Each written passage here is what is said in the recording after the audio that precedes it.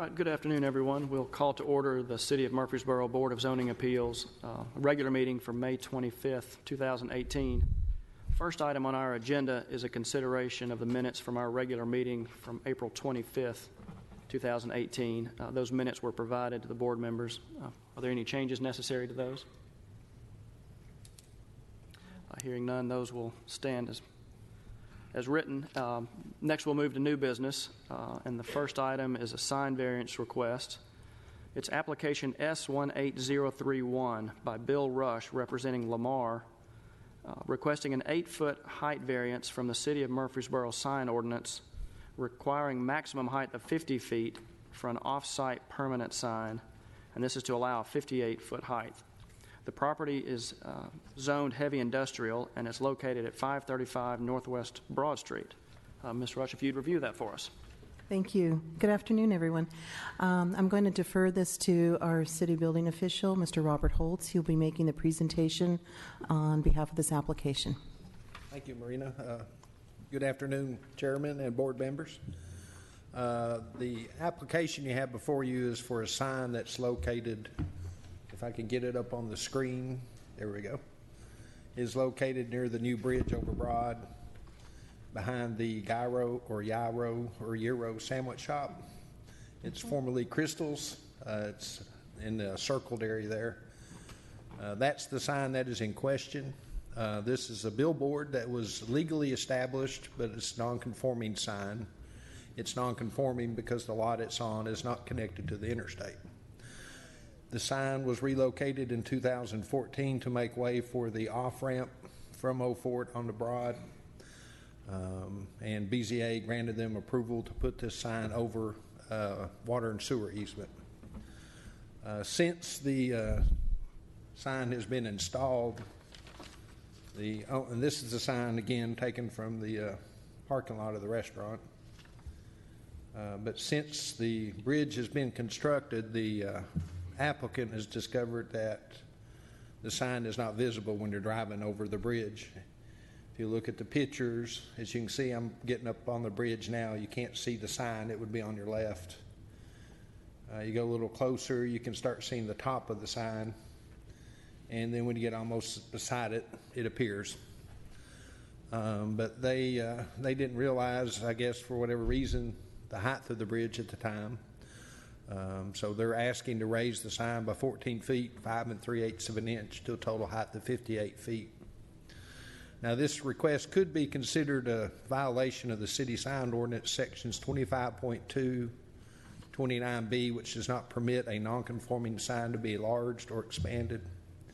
And it can also be considered in violation of 25.2, 27A2, which does not permit an off-premise sign from being taller than 50 foot. Again, they're wanting to go to 58 foot. We do believe, however, state law 137208, which regulates land use, would overrule our sign ordinance, and that they would be allowed to go ahead and increase the sign height. But to get in conformance with our sign ordinance, we asked them to come before the board to ask for the variance. We believe the variance meets the requirements in the sign ordinance, and that the situation is exceptional, that it was not created by the applicant. TDOT is the one that raised the bridge. It creates an unusual hardship in that only a portion of the sign is visible. These conditions are generally applicable to, or not generally considered applicable to other property. In other words, they don't exist anywhere else in the city. The proposed variance will not increase the danger of fire or otherwise endanger the public. And granting the variance will not be a detriment to the public good and will not impair the intent or purpose of the sign ordinance. We would recommend approval based on the state law, with conditions that they give us a copy of the state permit that would allow them to raise the sign. They give us engineered drawings for the structural modifications and have them sealed by a Tennessee licensed engineer. That they'd also give us a letter certifying that the existing foundation will support this sign increased height. They also would submit a sign application and sign drawings and obtain the city required permits. You have any questions? I do. Okay. So, two questions. Number one, you keep mentioning this state law. Can you just briefly describe what that says? That you are okay with it, I guess, is the best way to say it. I'd rather an attorney do that than me. Yes, Mr. Halliburton. TCA 137208, commonly known as the grandfather statute, applies when zoning limits or impacts a legal non-conforming business. And one of the provisions of 137208 is that an established legal non-conforming business can expand. And it's what expand means has been subject to some litigation, but it is my opinion that in this circumstance, an expansion to allow an additional height so that the sign is in fact visible when it's been blocked by a construction project would be permitted by 137208. It allows businesses that, this is a legal non-conforming sign. If it weren't there, they would not be able to get a permit to put this sign up today under our zoning laws, under our sign ordinance. However, this sign existed before our sign ordinance. It was established legally at that, before our sign ordinance, and so it is allowed to stay. It's also, they're allowed to make at least some level of improvements to it. During the course of construction of the highway, I think this had 4 creosote posts basically that held it up, and they changed it to a monopole, and they had to actually relocate it.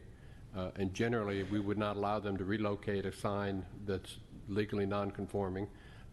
It has to stay where it is, but because the relocation was required by the state project, by the bridge project, it was our opinion that that would be allowed under state law.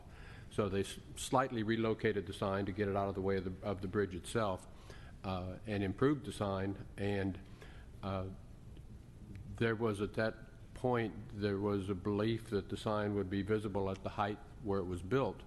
Mr. Griffith, our city engineer, has confirmed that there weren't any changes to the road plans. My suspicion is that someone was looking at the bridge deck height and saying, okay, at whatever that height is, it'll be visible. And now there's about maybe a 4-foot concrete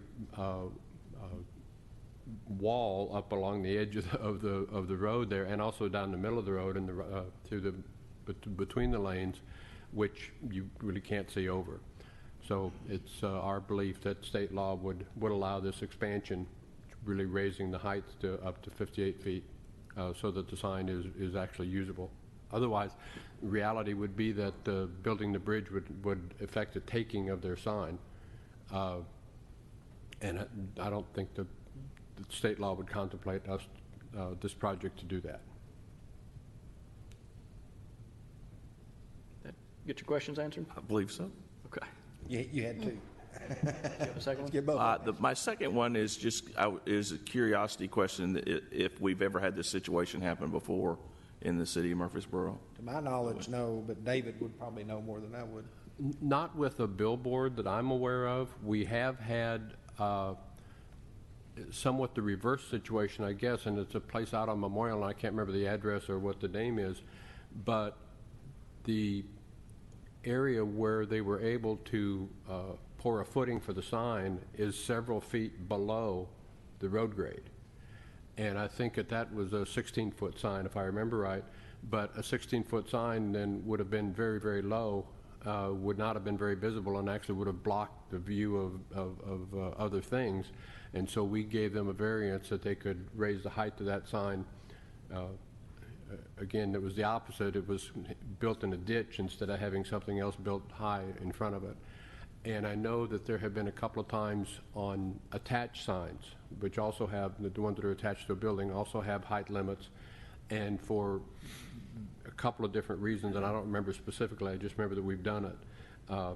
And I did check back with Amelia Kerr, who has been our sign coordinator for a number of years. And she remembered the same instances, but not the specifics, and we didn't go to the effort of digging out the files. But It's been rare, but we have granted height variances in the past. Thank you. And Roger Hudson, who's representing Lamar Signs, and Bill Rush with Lamar Signs are here. If you have questions for them, or if y'all have anything you want to add or take away. Any questions? Anyone have any questions for them? Question. Thank you. Thank you. At this time, we'll conduct a public hearing. If anyone present is wishing to speak for or against this application, if you'd come forward and give us your name and address, and then you can provide us with any comments you may have.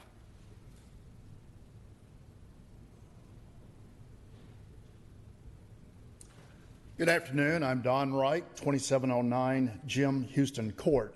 I operate a company called Billboard Consultants. We represent advertisers nationwide as well as here in Murfreesboro. And I have had an opportunity to rent this billboard but have turned it down because you cannot read the billboard from the flow of traffic. Before Mr. Ives' days, I will tell you I was with a company called OCI, and we had a situation on South Church in which it was Sanborn Drive at the time where the storage facilities are. And Mr. Halliburton, they filled in the land and we were allowed a variance to raise the sign. But my company I was with at that time decided to we had 4 billboards, 2 on each side. We only then put 2 back to back, but we were allowed to raise those at that time, and that was long before the sign ordinance was done. But I, as a user of billboard advertising, representing advertisers, would urge you passing of this ordinance, variance. Thank you. Thank you. Mr. Chairman, I'd like to state for the record that Mr. Wright and I go to church together, and Mr. Wright mentioned to me recently that there was an issue coming up before this body. We did not discuss it in detail, but I do want the record to reflect that, and that I don't think it has any bearing on my objectivity. Thank you. All right, anybody else wishing to speak to this application? Seeing none, we'll declare the public hearing closed and open the floor for further discussion or a motion. If there's no discussion, I'll make a motion to approve the variance, subject to staff comments. I will second. Have a motion and a second. Any further discussion? If not, all in favor say aye. Aye. Aye. And any opposed? That application's been approved. Our next application is a variance request, application Z18032 by Steve Dawson. It's requesting a variance of 26 feet from the zoning ordinance, Chart 2, to allow a carport to be installed 9 feet from the front property line. And this is for property located at 1603 Lakeshore Drive in an RS10 zone. Ms. Rush, if you'd review that for us. Yes, thank you. Our applicant, Mr. Dawson, is requesting a 26-foot variance from the required front setback of 35 feet. This property is located on a corner, and the house is oriented towards the corner of the street. So the variance that they're requesting is for along the Gordon Terrace frontage. The two-car carport is 24 feet wide by 26 feet long, of which all of it would be located within that front setback. As you can see in the photographs on the screen, that there is a house along with a shed located next to it. Both the house and the shed are located 36 feet from the property line, so those are outside the setback, but they do go in alignment with other structures and houses along this side of the street. Is going through the site visit in the neighborhood, I did observe that there were other homes without carports or garages, that was something somewhat common in this neighborhood, and then those that do have carport or a garage were located to the side of the house or to the rear of the house, detached or attached. So this would be unique in the fact that it would be the only one that's located in front of the house structure and projecting completely into the front setback. The other thing that I observed was going through the neighborhood.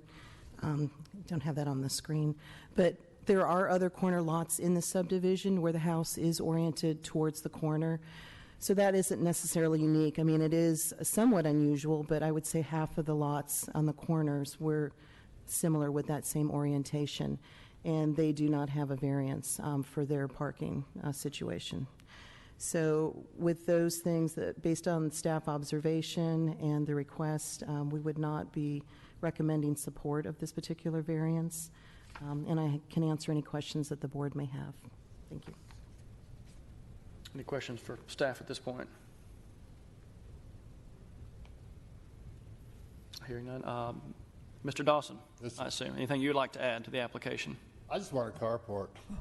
And with the right-of-way, I mean, it's not going to be visually obnoxious or anything. Okay. Anybody else have any questions? Thank you, sir. At this time, we'll conduct a public hearing.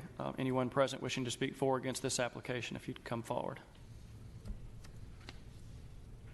Seeing none, we'll declare the public hearing closed and open the floor for further discussion or a motion.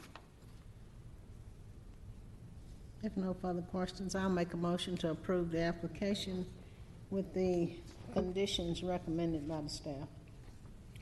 I'll second that. Have a motion and a second. Any further discussion? Just to clarify, there aren't any conditions recommended by staff. Oh, okay.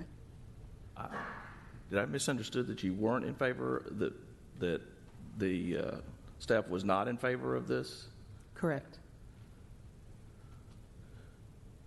Yeah, due to it is not a unique situation, and that the carport structure would be projecting in front of the other building structures.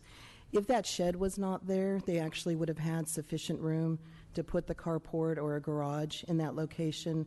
But when they constructed the shed, the applicant was very forthcoming in disclosing that when they had put that placement there, it was to try and keep that alignment along that street. So as you can see from the one photograph, things do pretty much line up. So it was very purposeful where they put that shed. Fast forward several years, now he needs a carport. Unfortunately, it doesn't really fit in with the character of the neighborhood. It doesn't fit in the character of the neighborhood because it's a carport or because of the way it projects out on Gordon Terrace?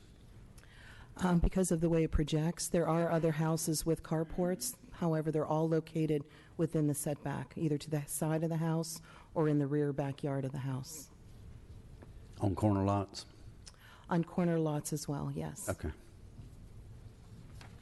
We approved one of these on Haynes Drive a number of years ago.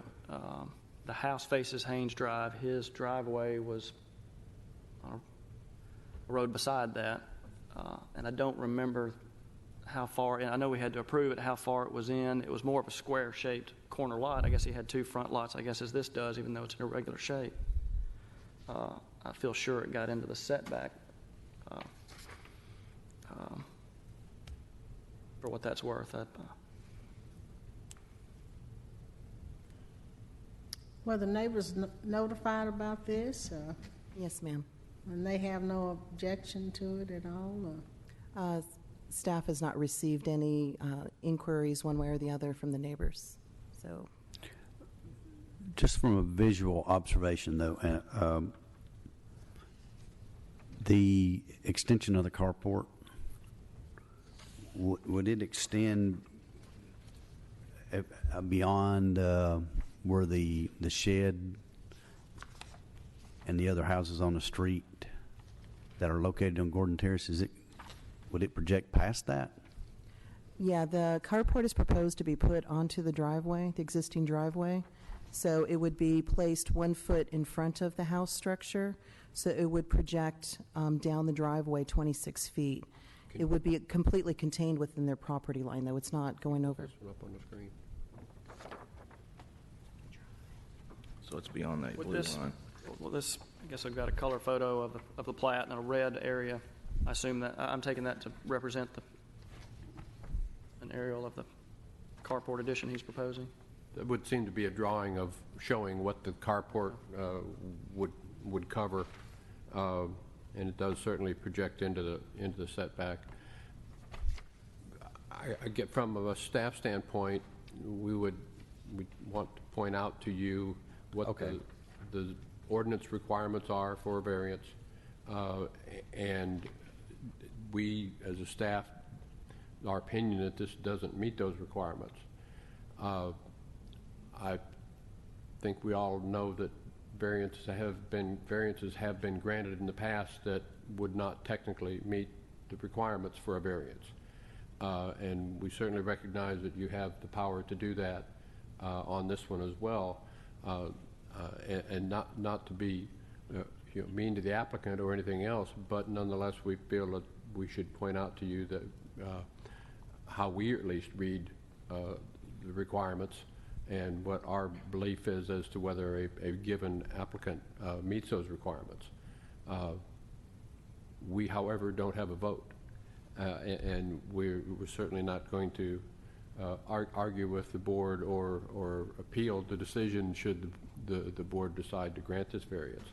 But again, we're not trying to be argumentative or anything, but we do feel it's appropriate to point out to you that what our belief is as to the I guess the merits of the application, and then you are the ones who make the decision.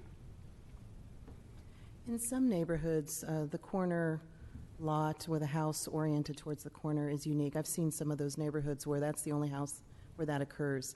In this particular subdivision, about half of the corner lots have that orientation, so it would not meet that standard of a unique lot within the neighborhood. And you stated, I think, that those other lots had carports. What I observed with a lot of them have attached garages, and a lot of the standard rectangular shaped internal lots were the ones that had carports, and the carport was located next to the house, outside of the setback. I also observed several that were located behind the house, where the driveway would extend next to the house and the carport would be in the back area. Okay. A lot of the properties have no covered parking at all, probably a quarter, I would say.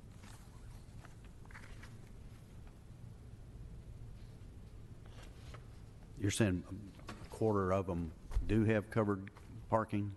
I observed many. I wouldn't say it was half, but it was several properties in this neighborhood have no parking at all. There's no Right. carport, no garage. It's driveway only. Okay.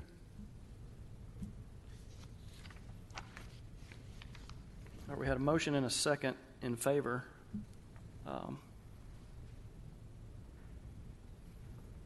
Those still stand. Any further discussion? Well, to be completely candid, I thought her comment was that the staff was in favor. Yeah, that's why. Right. Anyway. With the motion, but and then looking at some unique features of this ranch style rectangular house on that irregular shaped lot and the position of it, made me give it more consideration. What I was not observing, I guess, from the exhibit I saw was that there was this encroachment extension of it so far into the beyond the minimum setback line, and I was assuming that if that were a side yard, if this was a typical rectangular or shaped lot, that setback, the side setback in that neighborhood would be what, Ms. Rush? 20? It's 40. Looks like it's 40-foot front setbacks, which I know we quite frequently with corner lots, they have that 40 foot on both sides, which to me is a disadvantage, and we've treated that side, I think, many times, or that front facing that's not where the front of the house is, we treat it as a side lot setback. The side setback in this zoning district is 10 feet. Okay. They're zoned RS 10. So even if this were a rectangular lot and that were a 10-foot side setback, this plan would still be encroaching beyond the setback, even on a 10-foot setback, I think you said, because it'd be 9 feet from the street, correct? Correct. Okay. So by 1 foot.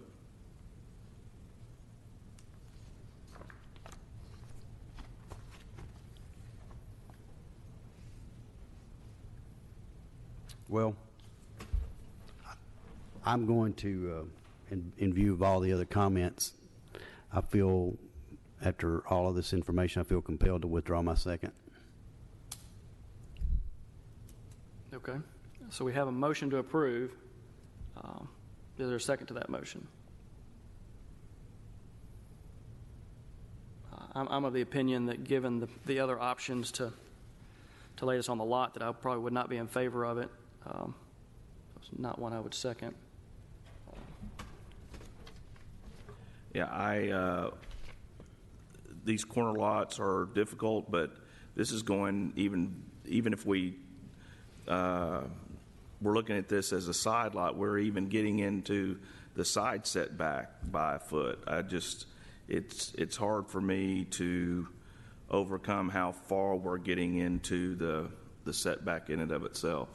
If I may, using the 10-foot setback, this will only extend into the setback 14 feet. So using the 10-foot setback, it would be 1 foot on my side of the setback, not 1 foot out in the setback. Okay, thank you.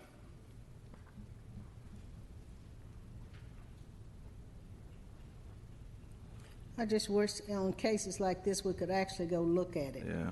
Because it's just hard to imagine sitting here and looking at, this, what kind of destruction this would be to a neighbor. But I feel like if a neighbor knew that this was coming up and was against it, they would have been here to complain. So that's why I stand. Okay.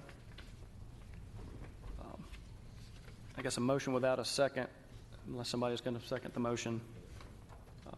Do we need to redirect and have to fail based on not getting a second?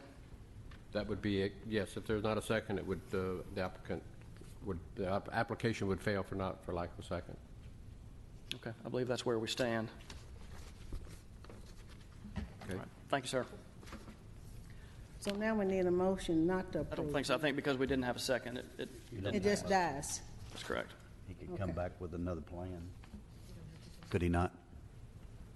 He could not come back make another application and another plan, revised plan? Yes, he could. That's what I I don't thought. think there's a time limit on this like there are on some things. I don't believe there is. So what they're saying is that you are available to make another application if there's a change that you can somehow make it work and lessen. That's the only place it could go, unless I want to put it in the middle of the front yard.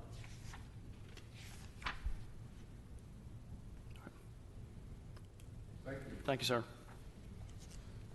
Our next application is Z18033 by Bild Jakes, requesting 2 landscape variances from the City of Murfreesboro zoning ordinance. The first is a 5-foot variance from Table 1, a Type B buffer, to allow 5-foot width, and the second is a 5-foot variance from Section 27J, perimeter landscaping, to allow 0 feet. Ms. Rush, if you'd review that for us. Yes, the applicant, Mr. Jakes, purchased the property to relocate his real estate business. This is considered a change of use. It was a residential use. It was a single-family home, and I believe it might have been used as a 2-family home at one point. But it's going from residential to what would be an office use. This change of use then requires that the zoning ordinance standards be applied, including parking and landscaping. Mr. Jakes is asking for 2 landscaping variances. He is going to be able to provide parking on site in compliance with the parking ordinance standards. The ordinance standards for parking requires 4 stalls. Mr. Jakes will be providing 5 parking stalls as well as 1 ADA accessible stall. The first variance is for the Type B buffer located along the westerly property line. The Type B buffer is a 10-foot wide buffer, and Mr. Jakes is intending to keep the house rather than to demolish it and build a new structure for this office. And this is primarily due to the age. It's an 1890 house that was built.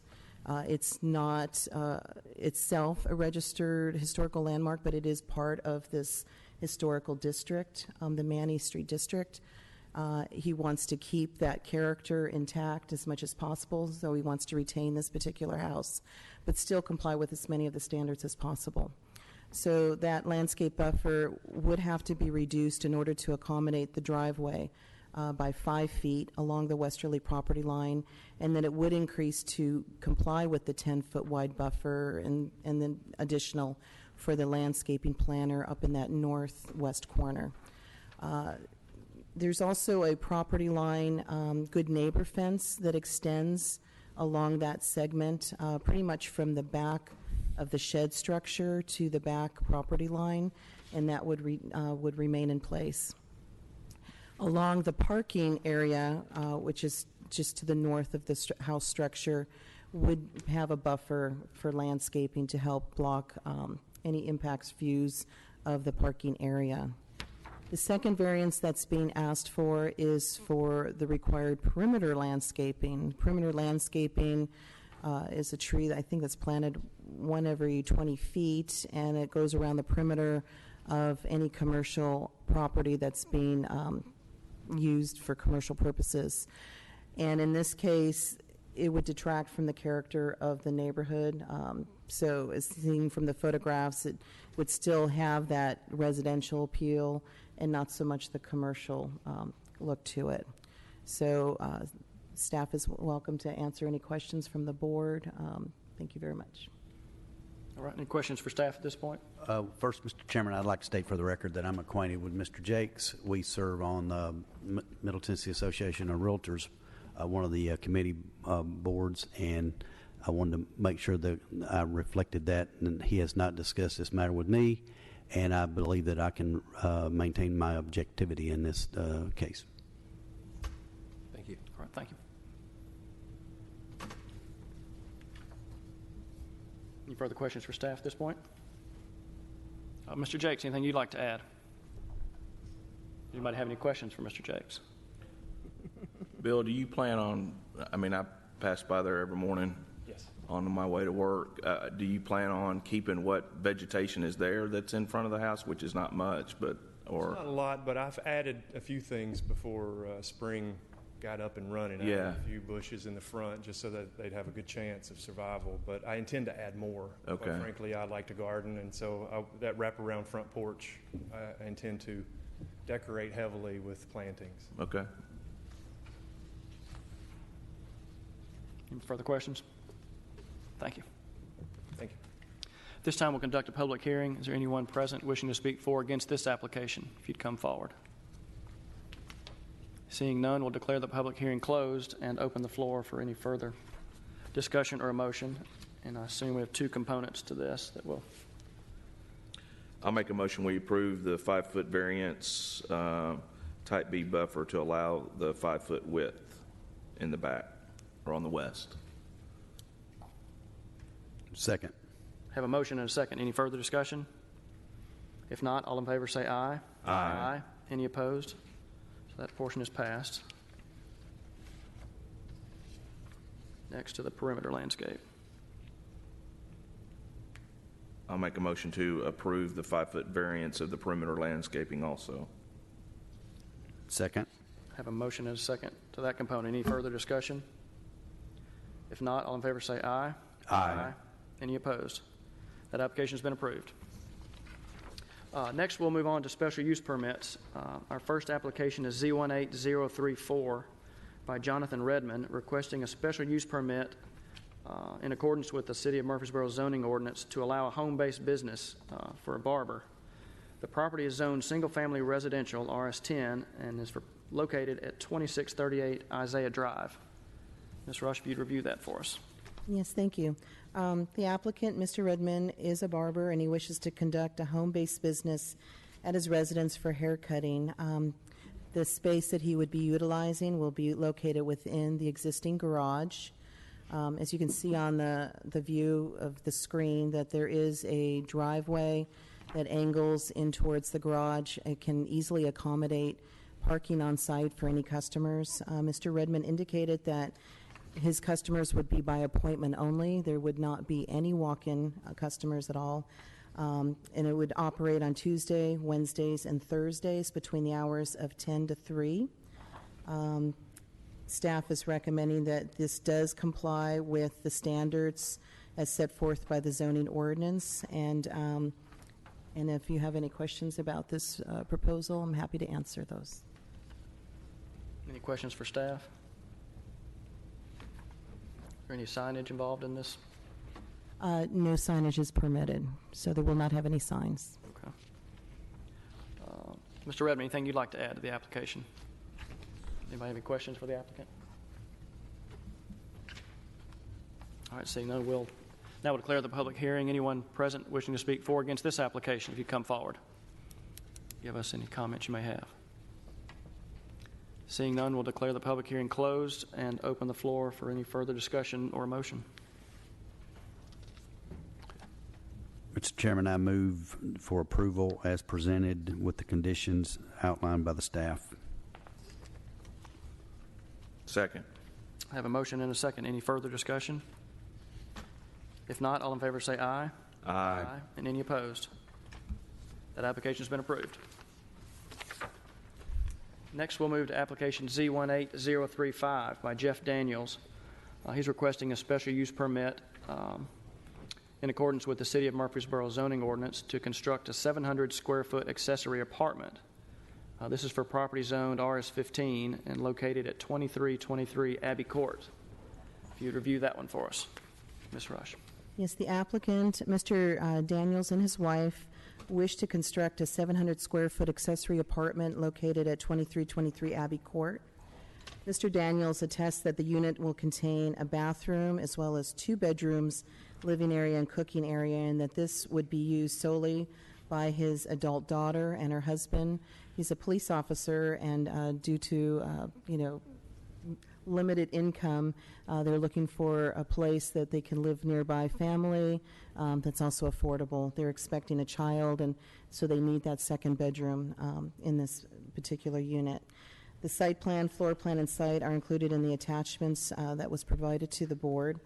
It does meet the requirements of accessory apartments, and it does fit within the setbacks required for this particular zoning district of RS15. If you have any questions, I can answer those as well. Thank you. Any questions for staff? Mr. Daniels, anything you'd like to add to the application? All right, then we'll hold the public hearing. Is there anyone present wishing to speak for or against this application? If you'd come forward. Seeing none, we'll declare the public hearing closed and open the floor for further discussion or a motion.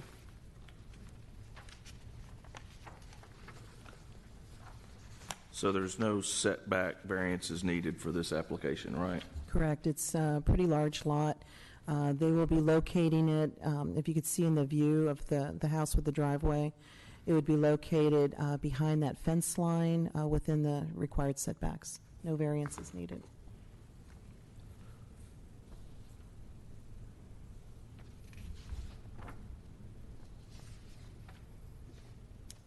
We have a motion for... I'll make a motion to approve subject to any and all staff comments. Second. I have a motion and a second. Any further discussion? If not, all in favor say aye. Aye. Any opposed? That application has been approved.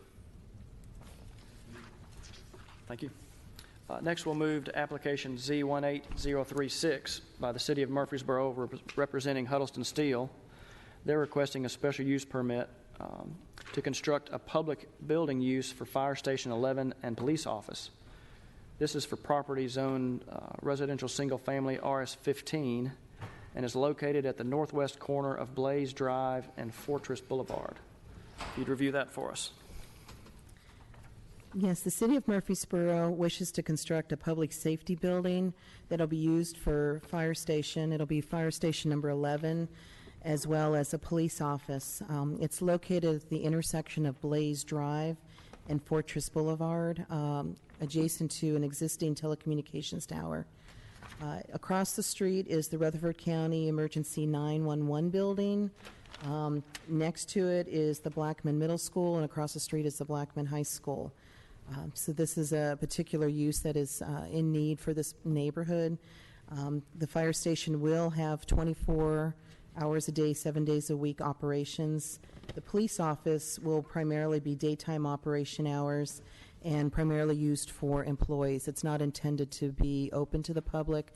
However, if there is a need by the public, they are able to access the police that are there. So there are no specific amounts of patrons expected on a regular basis. They are providing for 24 parking spaces plus 2 ADA stalls. There will be on-site lighting in that parking lot, which will be directed down onto the site. The property is zoned RS-15, which allows public buildings with approval of a special use permit. A representative from Huddleston Steel is here who can answer any questions specific to the project. Thank you. Any questions for staff? So the only, and I'm familiar where these schools are, but the only question that I have is, does the traffic ever get backed up to the point where the fire truck or the police vehicle would be in a position that they couldn't get out? And if so, do we need to address that issue with? And I'm not saying it does. I'm just asking the question because you got 2 schools that are there. Can anybody answer that?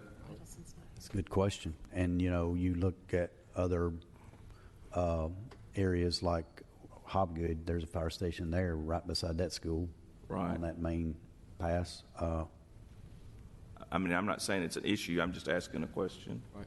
I don't know, and apparently Huddleston had a miscue someplace. They're not here today. Oh, okay. City engineers aren't here. I would just have to say that we've been looking at that site for some time. So would we see the site plan at Planning Commission level? Yes. Okay. So we could probably address that issue at that point. Right. Okay. Right. They would be taking access. There's an existing private road up through the middle of this parcel, and this entire parcel, the city is looking at master planning, so they would come out onto that private roadway and then go on to Blaze Drive. What I've seen in other situations is with the lights, they are able to get quick access out there, but as our attorney indicated, that would be probably better addressed through the site plan, because we do have our traffic engineer involved at that stage. Okay. Any further questions for staff? We have the public hearing yet? Don't think so. So this is just primarily to have the special use of this facility, and it still has to go before other boards for approval of the site plan. Right. This board. We're just saying because of it being in a residential zoning, that we need this special use approved. Correct. They would still be subject to all the normal planning and platting and zoning requirements, and traffic certainly, ingress and egress would certainly be something looked at carefully. I would certainly expect that there'd be egress both onto Blaze and to Fortress, but okay. I don't think we've seen a site plan yet. I think they're sort of preliminary. We do have one. Okay. Yeah, there's one that's included in our packet. Okay. The site, where it's shown on the screen, where the label says site, that is a close approximation where the building would be located. Again, the trucks and the cars would take access off of that private road onto Blaze Drive.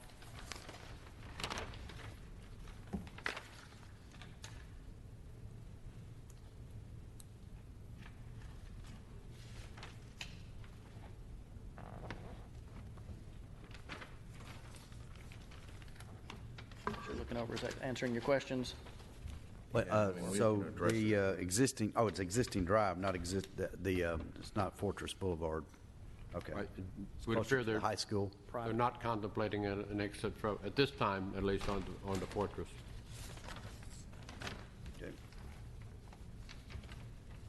All right, any further questions?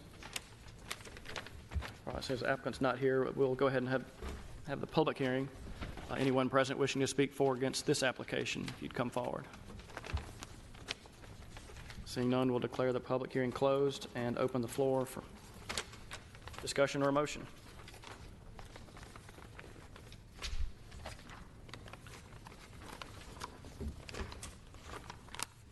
I'll make a motion we approve. Second. I have a motion and a second. Any further discussion? If not, all in favor say aye. Aye. Are there any opposed? That application has been approved. Next, we'll move to application Z18037 by Ed Odom of TNT Fireworks, requesting a special use permit to allow operation of a temporary outdoor vending establishment, in this case, seasonal fireworks sales. And this is for property zoned highway commercial located at 1622 Northwest Broad Street. If you'd review that for us, Ms. Rush. Yes, this is this will be the last month that we'll have any firework requests due to the timing, as they'll be open for business in the end of June. Just to give you some context, we had 14 temporary firework sales sites last year, and we have 14 this year as well. So we lost several sites due to gravel, or they just weren't very usable. So we did have several new sites this year, but the total number did remain the same. In this particular case, Mr. Odom is proposing to have a tent that's 40 feet by 60 feet. It would be located in the Kroger Shopping Center in the parking lot, oriented towards the southwest portion of the property. It's fairly close to a fire hydrant, which is located right on Northwest Broad, very close to where the tent would be. It is adequate distance enough away from the fueling station that's there, and as well as there's no on-site consumption of alcohol, so they exceed that minimum standard as well. The days of operation would be June 28th through July 5th, between the hours of 10 in the morning to 10 at night, and on July 3rd and 4th, those hours would be extended to midnight. Mr. Odom said that they will have a porta potty on site. There will be somebody who will be on site to make sure that everything is running properly. And that it does comply with all the city regulations for temporary fireworks sales. I can answer any questions from the board if you have them. Thank you. Any questions for staff? Mr. Odom, anything you'd like to add to this application? Just want to add that the size, I think you said 40 by 60, it may be 10 feet smaller than that. It may be 40 by 50. Okay. Thank you, sir.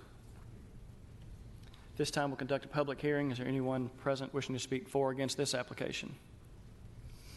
Seeing none, we'll declare the public hearing closed and open the floor for further discussion or a motion.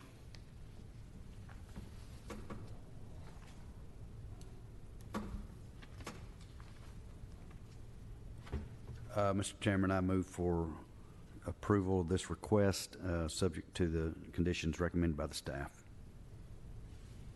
Second. Have a motion and a second. Any further discussion? If not, all in favor say aye. Aye. Are there any opposed? There are none, so that application has been approved. Next is application Z18038 by Ed Odom of TNT Fireworks, requesting a special use permit to allow a temporary outdoor vending establishment, and again, seasonal fireworks sales. And this is for property zoned commercial highway located at 1660 Middle Tennessee Boulevard. If you'd review that one for us. Yes, this particular request is for temporary fireworks sales, also by Mr. Odom. It would be located at 1660 Middle Tennessee Boulevard, which is an older development shopping center that is underutilized. There's sufficient parking on site for this particular use. There are overhead electrical wires, high power wires, so Mr. Odom will be siting the tent not under those wires. It will be in between the two areas, and also will not be impeding any of the easements that are on site. So it's a very, although it's a very large parking lot, it's a very small area or footprint where he could locate the tent. I also have the tent here that's proposed would be 40 by 60, but I may have to defer to Mr. Odom in case it's also 50 foot, maybe 50 foot wide. My apologies for that error. Likewise, the hours of operation would be between June 28th and July 5th, 10 in the morning till 10 at night. and it would extend to midnight on July 3rd and 4th. The tent will be set up on June 25th, and will be staffed to make sure that everything is run properly there. If you have any questions, I'm happy to answer those. Any questions for staff? Mr. Odom, anything you'd like to add to this one? At this time, we'll conduct a public hearing. Anyone present, if you come forward. Seeing none, we'll declare the public hearing closed and open the floor for discussion or a motion. Make a motion we approve, subject to all staff comments. Second. Have a motion and a second. Any further discussion? If not, all in favor say aye. Aye. Any opposed? There are none. That application has been approved. The next item on our agenda is staff reports or other business. I have nothing. Nor do I. Thank you. All right. Well, then we will adjourn.